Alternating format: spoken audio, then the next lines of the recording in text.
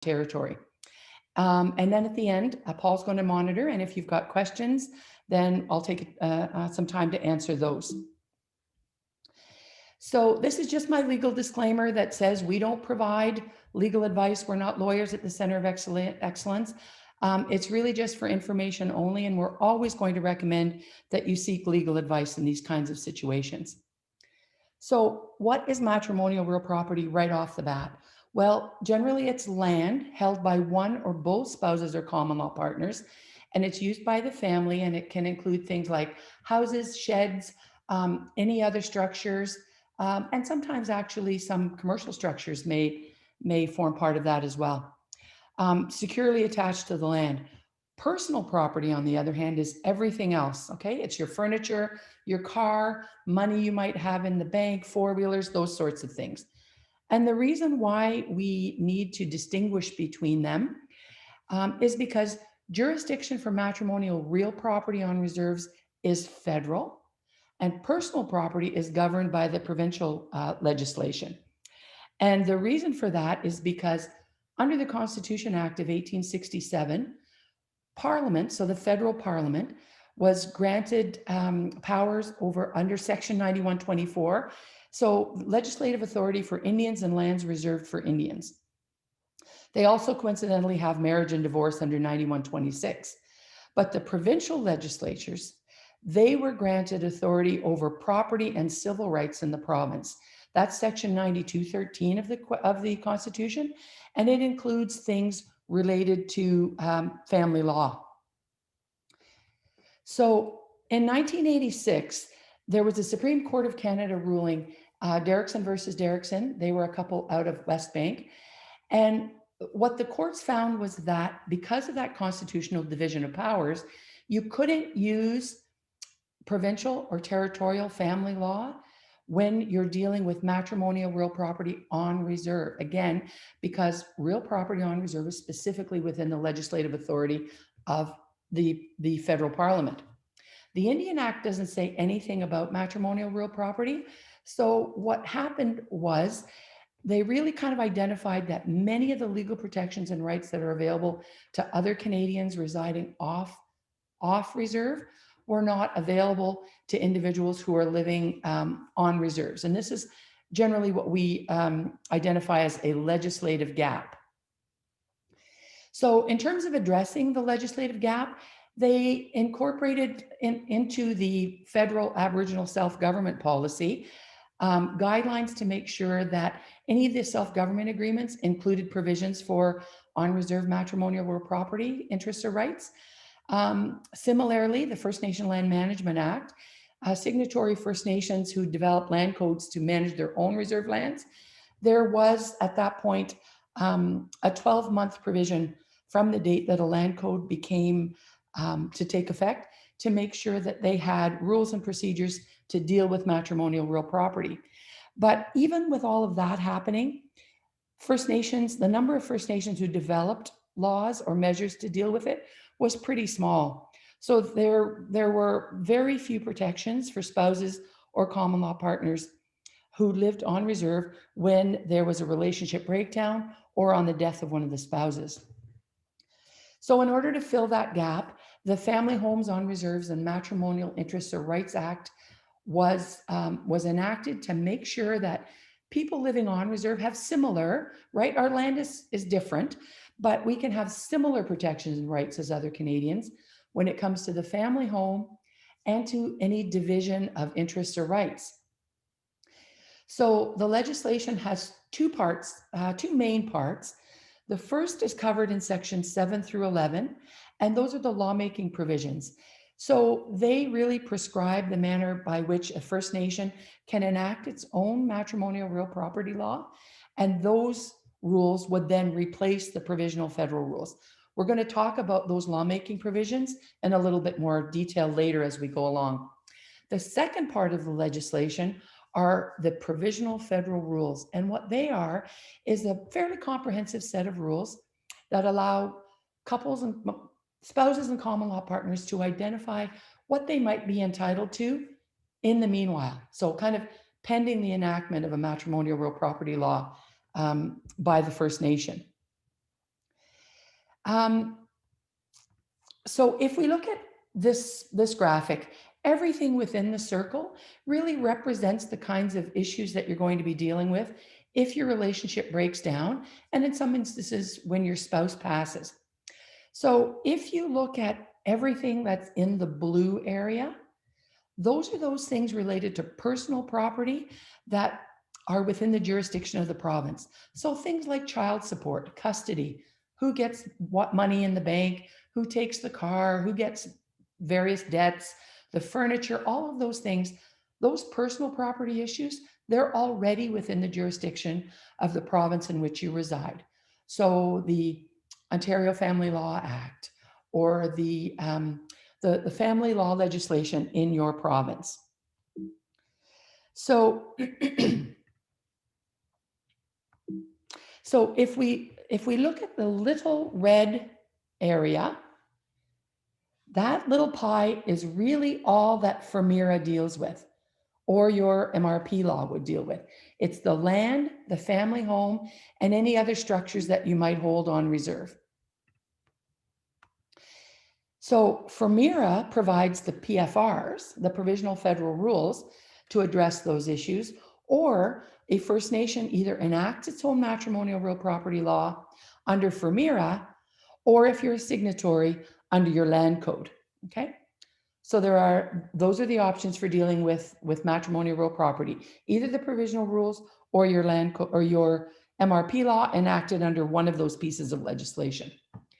So it applies on most reserves now, but there are some exceptions, and they apply until the First Nation either enacts its own law under FIRMERA or the land code.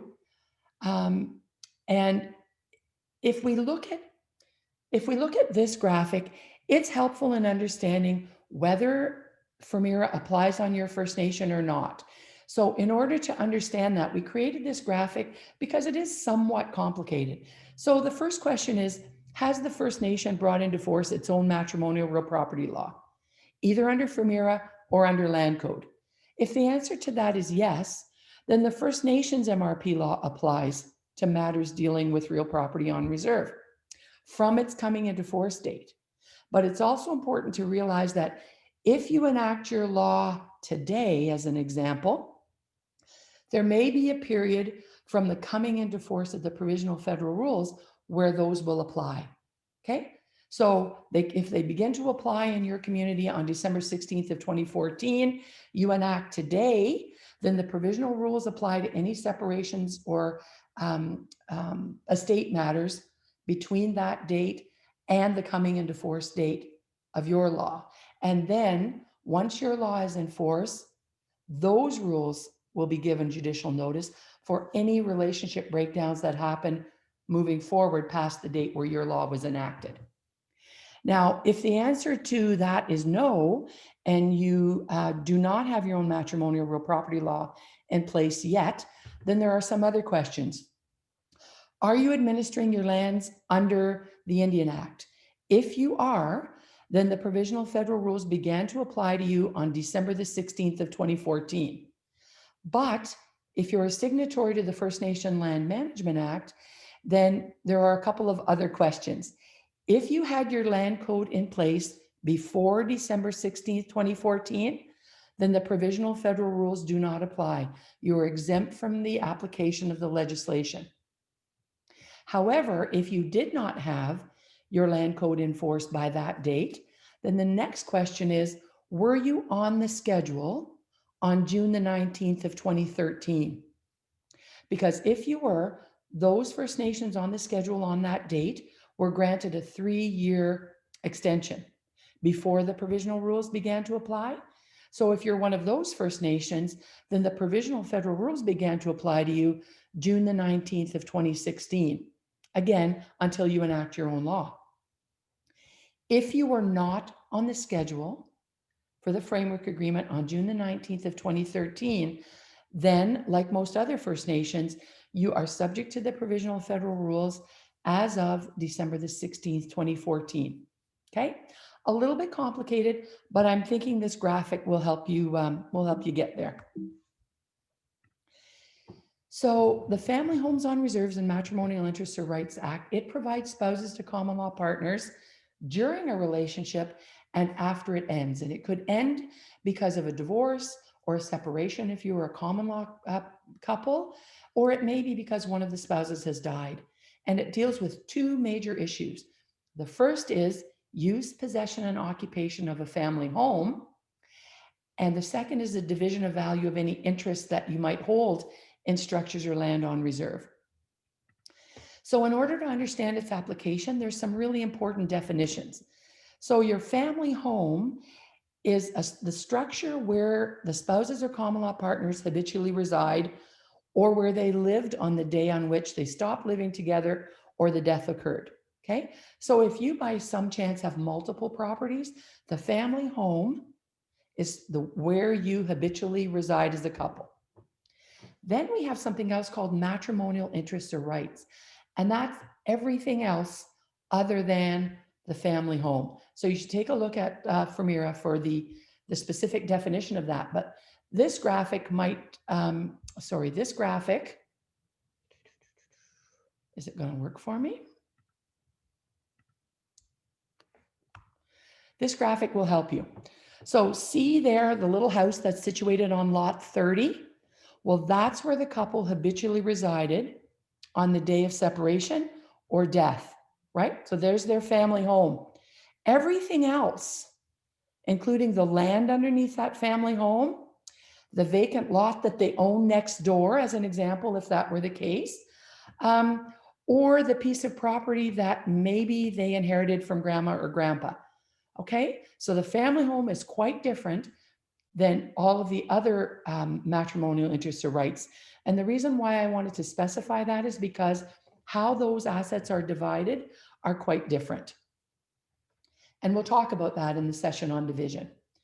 Spouse is another important definition. It's someone that you're married to. You married in good faith. A common law partner, on the other hand, is someone that you're cohabiting with in a conjugal or marriage-like relationship. And you've done that for a period of at least 1 year. So Femira applies to married couples and common law partners living on the reserve, where at least one of them is a First Nation member or an Indian. So if you happen to be a First Nation that has designated land, as an example, and you have a residential complex where individuals lease property, unless at least one of those individuals is a First Nation member or an Indian, it would not apply to them, okay? It's not going to lead to non-Indians or non-members ever acquiring a permanent interest in reserve land. You still have to be a member of the First Nation in order to have a permanent interest. So the other important thing that we're going to talk about a little bit later too is that if an individual is seeking remedies under Femira, they have to notify council. And we'll speak to that again in a little bit more detail.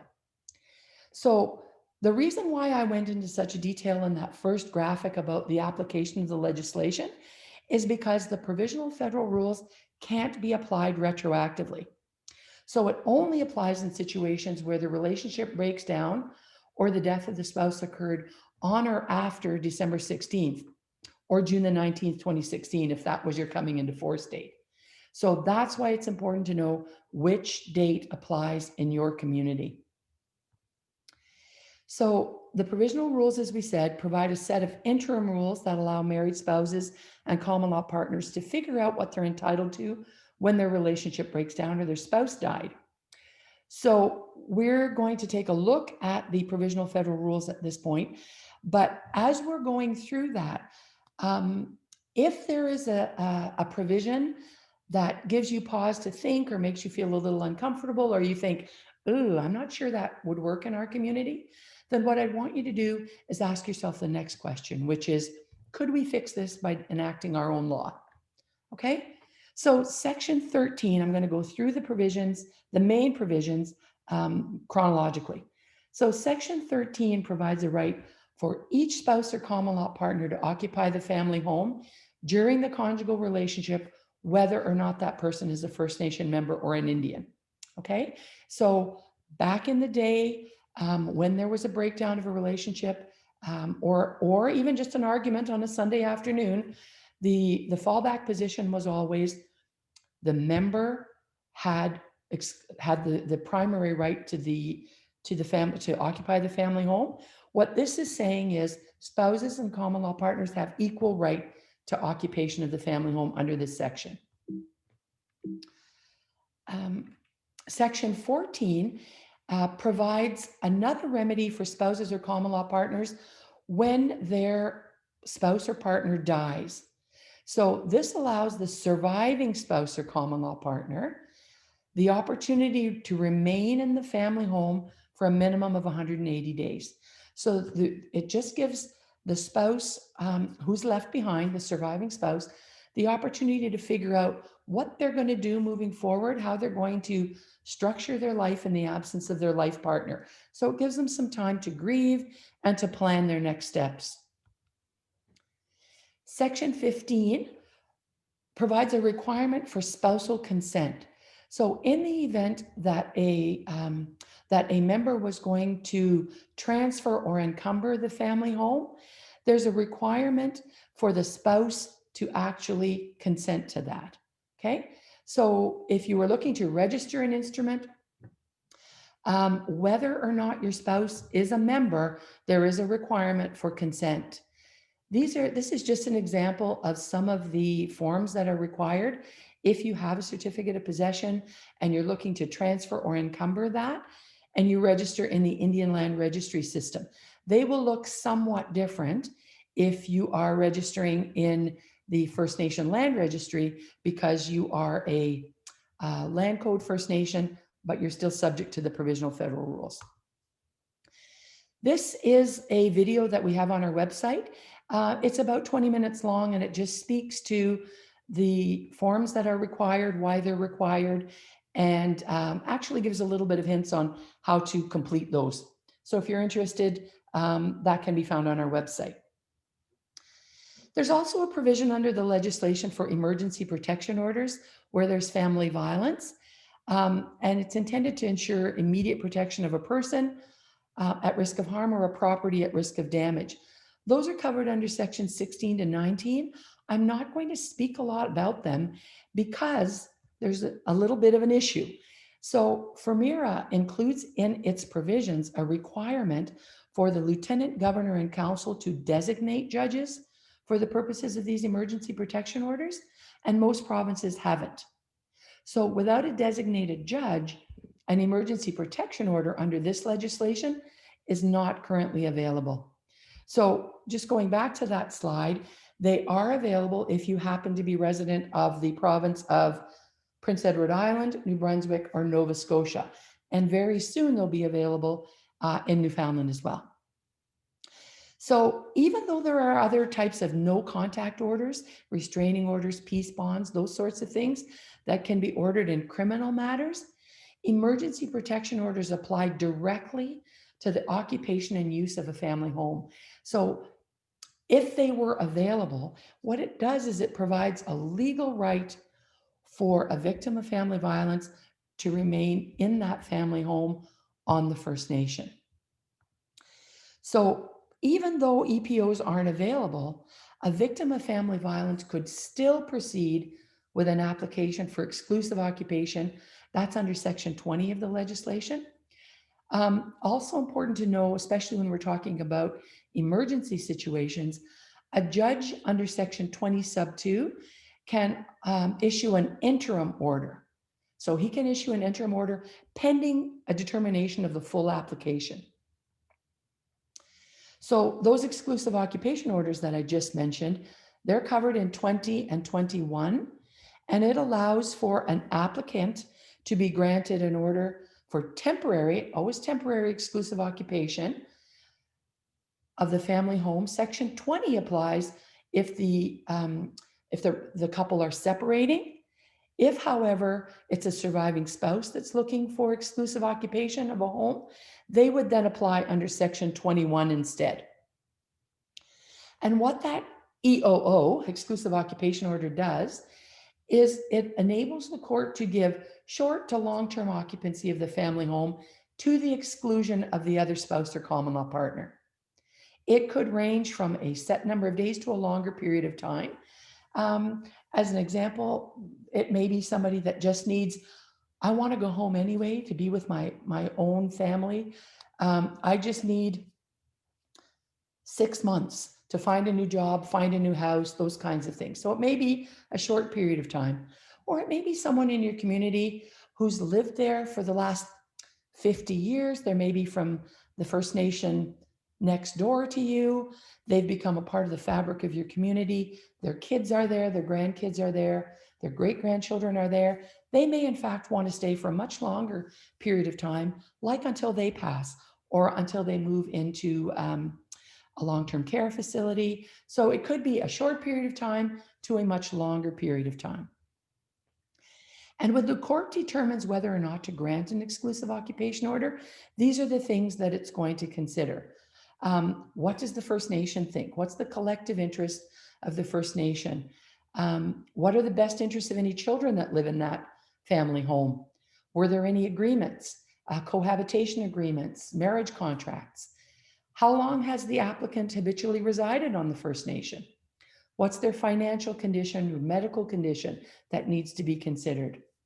Family violence is always one of the ones that the judge is going to consider very highly. So the opportunity to protect a victim and their children from violence is always a strong consideration. So if we look at exclusive occupation, this little graphic is just really going to show you the process that takes place. So the couple can come, who are separating, can come to an agreement together, or they might use a mediation process that exists on the First Nation or through a family court. But if they can't come to an agreement, then either of them could apply to the courts to determine who gets exclusive occupation of the family home.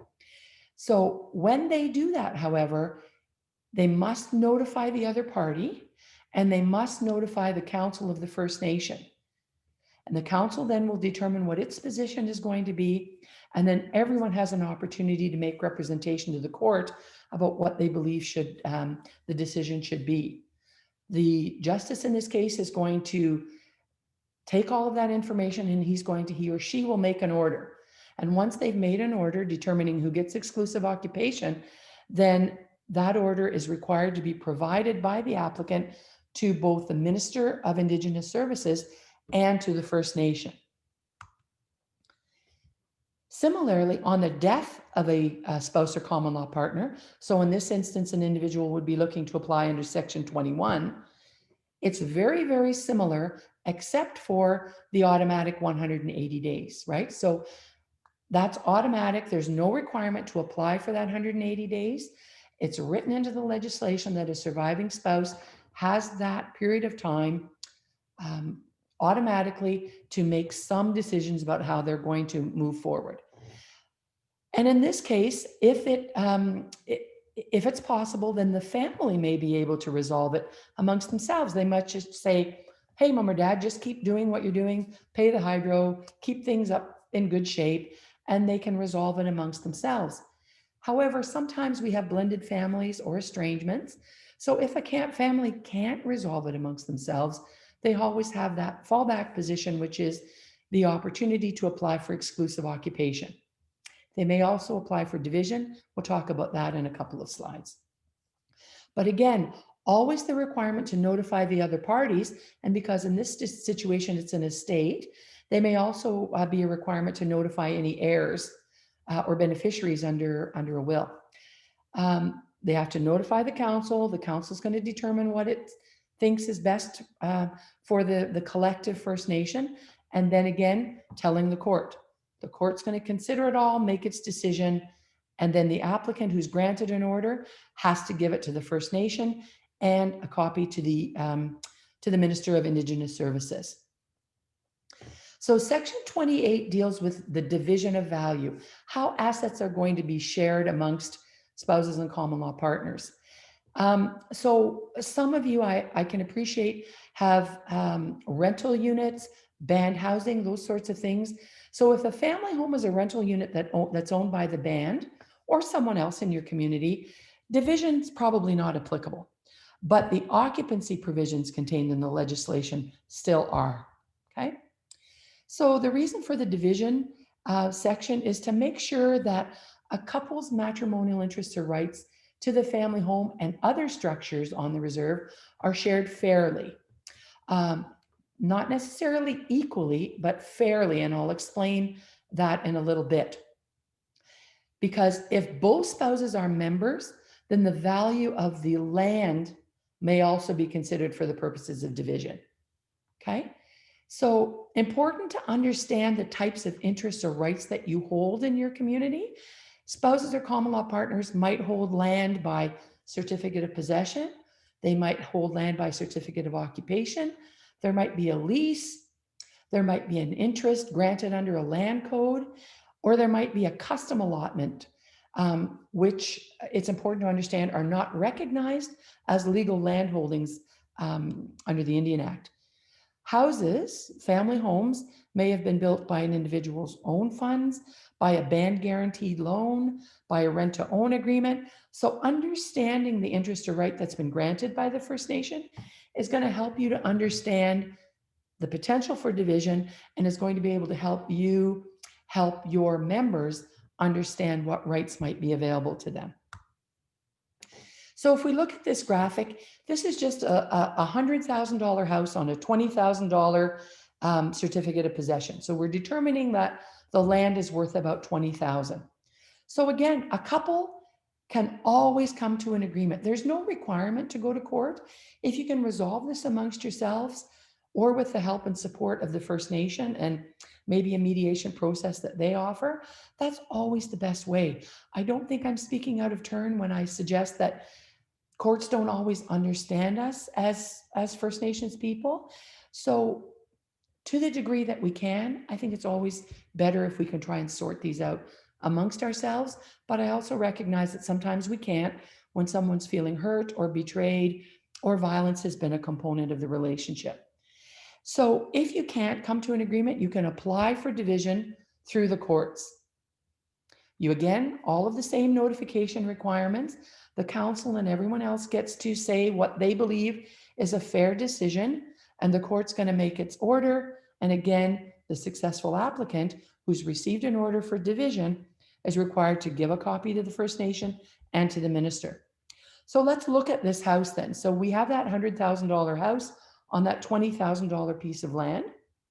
If both spouses or common law partners are members, then they can share half the value of the family home and half the value of the land underneath it, provided it's a formal allotment.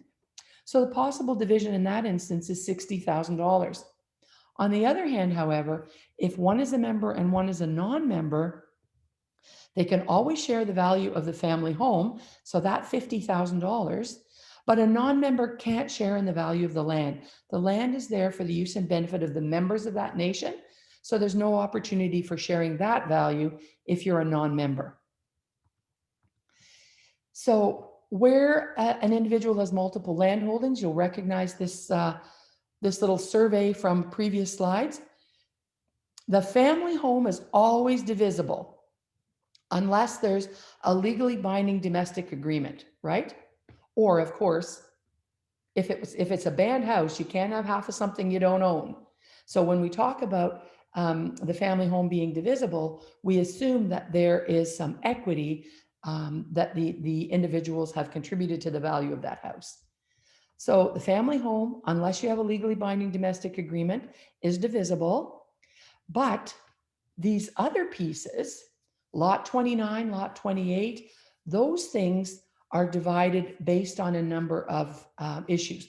When it was acquired, did you acquire it during your relationship? Did one of you bring it to the relationship? Was it inherited? Has it appreciated in value over the course of your relationship? So the amount available to share is the value of the property less any debts against the property. So example would be a band mortgage or a ministerial loan guarantee. So if you determine that the value of your house, your family home, is $200,000, but you still owe the band $100,000 as part of your mortgage, that mortgage still has to be settled. So it's really only the equity that's available for division. So the $100,000 that you've paid off. So in that instance, although the house is valued at 200, you would only be sharing 100, so the share would be somewhere around 50,000. So Section 28.5 also allows for a court to make an order to enforce a free and informed written agreement made by the spouses. So if the spouses have come up with an agreement around how they're going to divide their assets in the event that their relationship breaks down or on the death of one of the spouses, provided it was done with free and informed consent, the courts will recognize that agreement and act accordingly. Now, Section 34 is where we start talking about the provisions that are available for survivors when we're talking about division of value. And those are covered under Section 34 through 36. But Section 34 allows a survivor to make an application under the Provisional Rules for half the value of the matrimonial real property as an alternative to inheriting from the estate.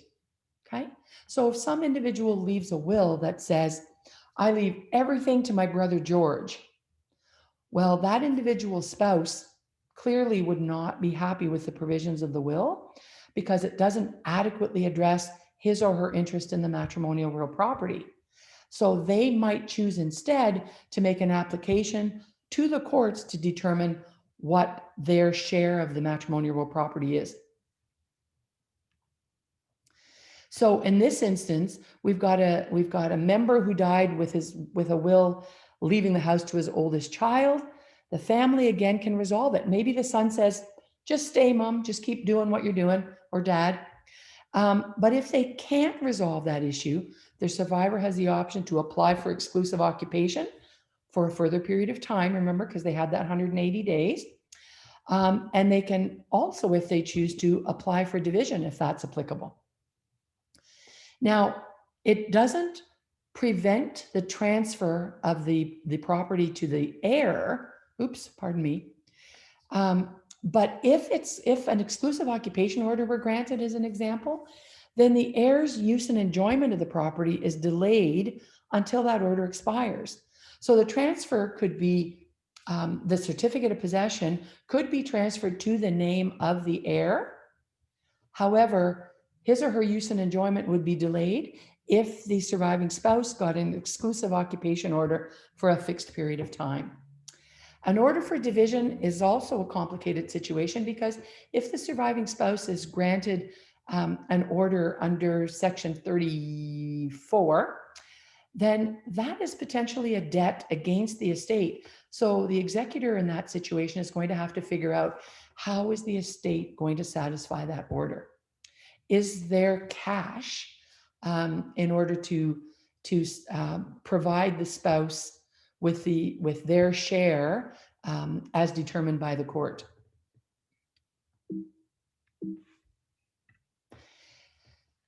Okay, so there's also the role of the chief and council under the provisional federal rules. Because there are values and practice, you know, how many of us are there across the country? 643. Probably at least that many different practices and values that we exercise in our communities. How we deal with land, how we treat estates may be quite different than is in your First Nation. So the Act includes some provisions where an applicant for remedies under the legislation is required to provide notice to the council of that application, and except in cases of emergency protection orders where they exist. So that's covered in Section 41.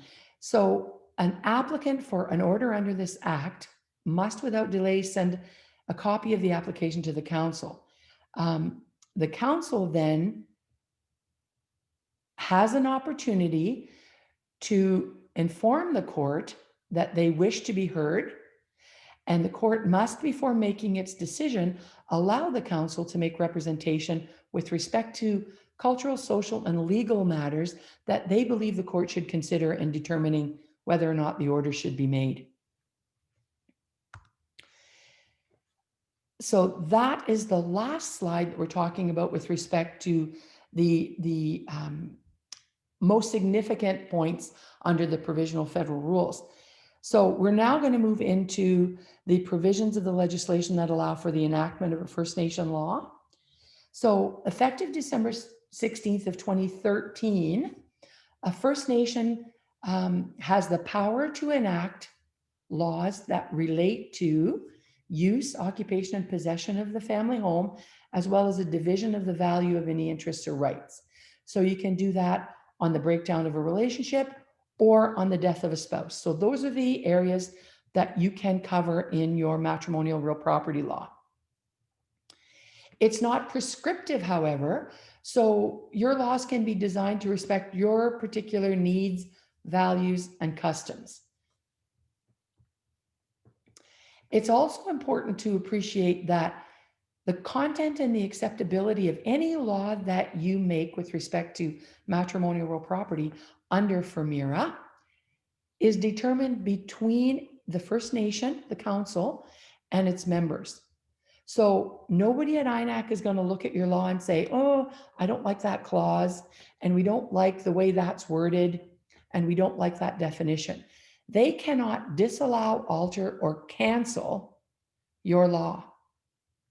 The only way your law might be challenged is by someone to whom your law applies. Okay?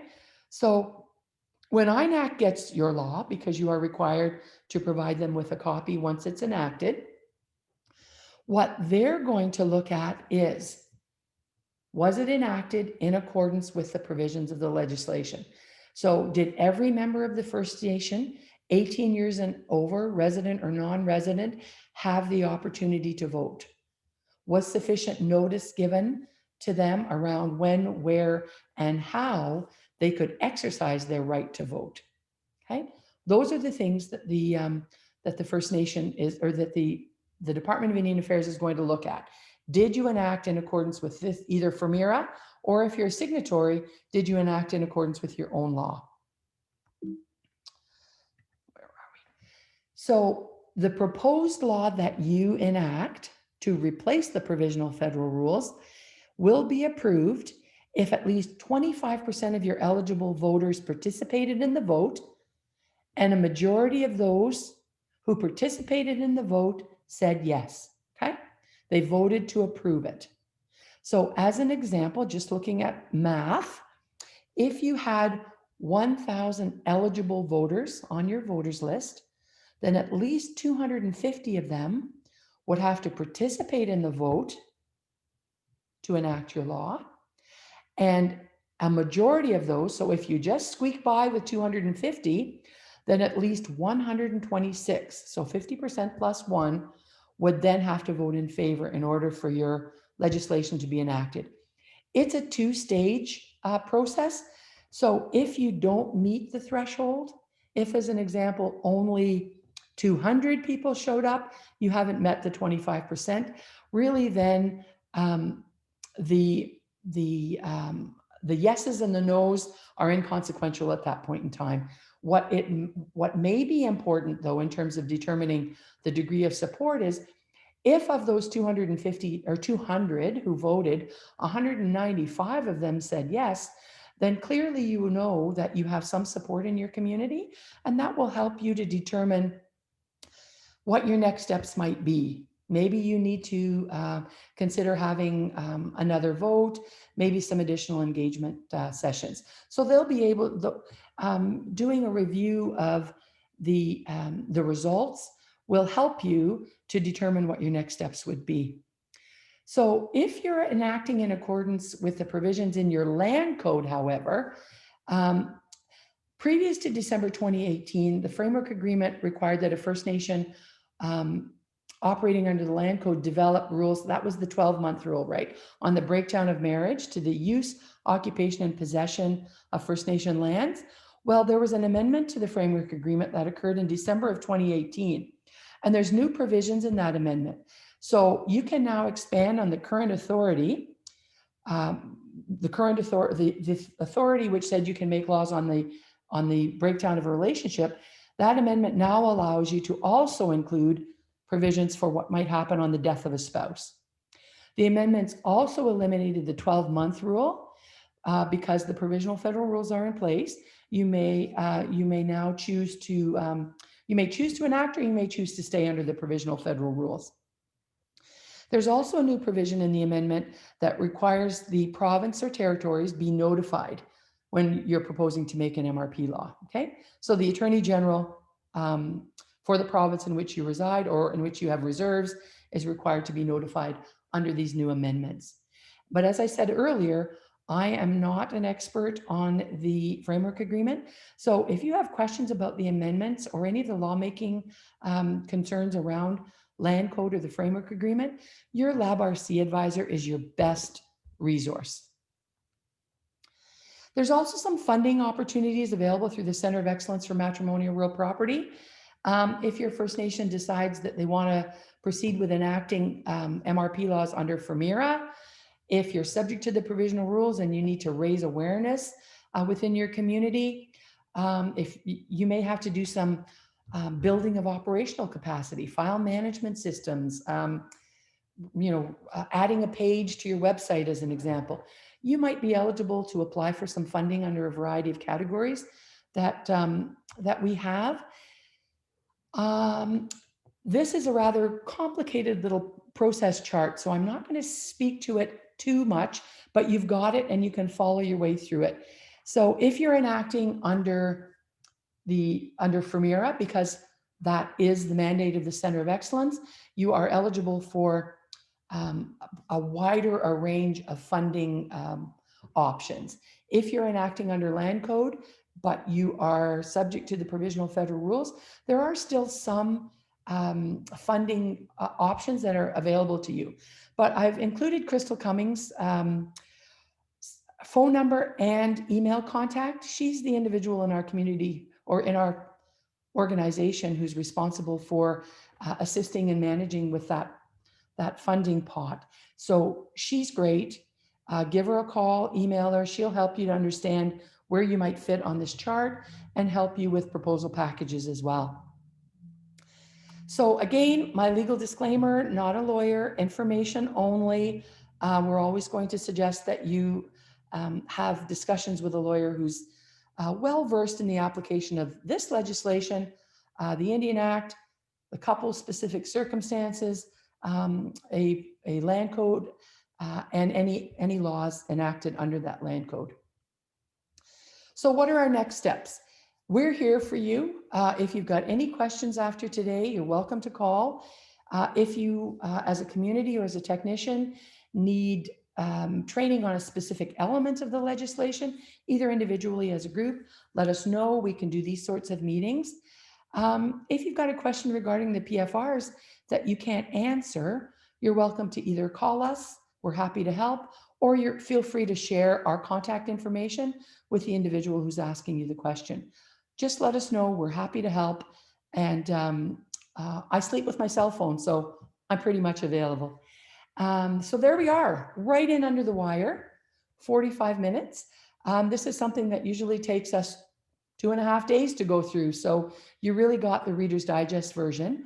But as I said, Svetlana is going to send out the PDF copy of the presentation. Any other questions, please feel free to reach out. We're happy to help. That was tremendous, Kathy. Thank you so much for sharing all that information in 45 minutes. That's incredible. So everyone that's attending, so we will send out the PDF of the presentation. We're also recording this session, as we do with all of our sessions, and it will be made available shortly after the session on the Can-Do website. So just go to edo.ca, click on the Links to Learning tab at the top, and this will be filed under the Webinar Wednesday sessions. This is, as Kathy was saying, this is something that is normally part of our in-person events. Kathy has presented at a number of our sessions. Were you in Atlantic as well? I think you did Atlantic. I did, yes, it was in the Atlantic as well, yeah. In BC and so on. So we hope that someday soon we'll be able to attend your sessions in person. But until then, awesome amount of information presented here. If you think you've missed something, like we said, there's ways to go back and recapture it. Kathy has shared the information, her contact information, and I know that she's more than happy, as she said, to answer any detailed questions or specific questions you may have or follow up. But if you have any questions now, please use the chat, and then we'll make sure that Kathy can answer those questions in the 12 or 13 minutes we have left. I see there's a question there from Marilyn, and the question is, the land that is CP to a deceased member, does the non-band member get the value of the appraised land amount? A non-band member cannot share in the value of the land. They may share in the value of the structures located on the land, but not in the value of the land. Thank you, Kathy. Welcome.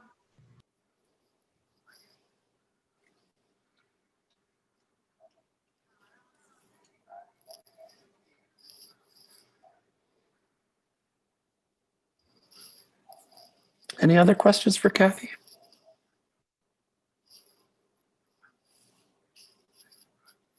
So just a reminder as well that we have 2 more sessions tomorrow on 2 more webinars that we're offering. If you're interested, just go to edo.ca, links to learning, and there'll be a couple of links to that. After this, after tomorrow's sessions, there'll be a break until the week of January 12th. And we have some accredited training that we're offering, as well as the start of the Links to Learning weekly webinar series again. So I wanted, yeah, go ahead. Just wanted to ask a question before we ended this. I noticed that at the end of your presentation that you said that you would be able to help out with there would be somebody that would be able to help out with the proposal to for the MRP law within our community. Is that just, I'm sorry, would I just be contacting you and then you would be able to give us somebody, or how does that work? You're welcome to contact me, but if you go on our website, which is www.coemrp, there's actually a funding tab. But a couple of pages back in the presentation, Crystal Cummings, her contact information is there. Okay. If you want to send it to me directly, I'll happily pass it along. Oh, okay. Okay. Thank you. Welcome. Kathy, is that a .com or .ca? .ca. Okay, I'll just type that in so everyone has it. Okay, perfect.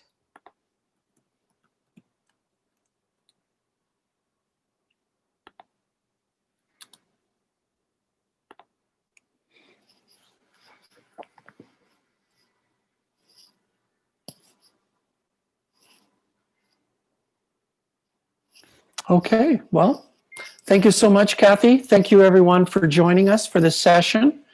Thank you for taking time out of your busy day. I know days are getting busier all the time, especially just before holidays. So we thank you for that, and we hope to meet up again at some future webinar moving forward. So take care, everybody. This now ends our session. Yeah, happy holidays, and go online to check for the recordings as well. Take care. Bye now.